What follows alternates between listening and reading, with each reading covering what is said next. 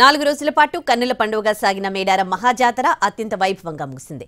వనదేవతలు సమ్మక్క సారలమ్మ జనం నుంచి మళ్లీ వన ప్రవేశం చేయడంతో జాతర పరిసమాప్తమైంది.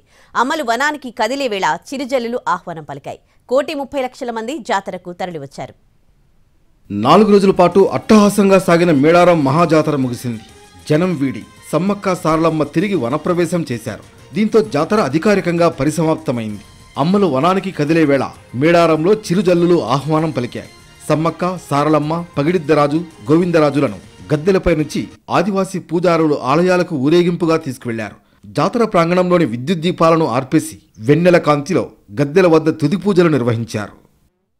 మేడారం గద్దెపై నుంచి చిలుకలగుట్టకు సమ్మక్క చేరుకుంది. కన్నెపల్లికి సారలమ్మ, పూనుగొండకు పగిడిద్దరాజు, కొండాయికి గోవిందరాజు తిరిగి పయనమయ్యారు.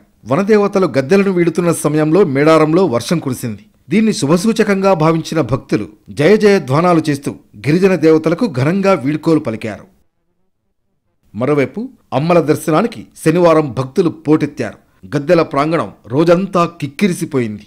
జంపన్నవాగులో పుణ్యస్నానాలు ఆచరించి మొక్కులు సమర్పించుకున్నారు. జాతర ముగిసినా మేడారానికి భక్తులు వస్తారని అధికారులు భావిస్తున్నారు. ఇప్పటి వరకు 1,30,00,000 మంది భక్తులు అమ్మవార్లను దర్శించుకున్నట్లు అంచనా వేసింది ప్రభుత్వం.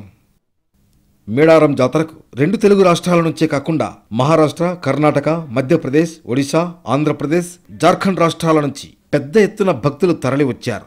తెలంగాణ సీఎం రేవంత్ రెడ్డి, గవర్నర్ తమిళిసై, పలువురు మంత్రులు, మాజీ మంత్రులు, ఏపీకి చెందిన నేతలు మేడారం జాతరకు హాజరయ్యారు.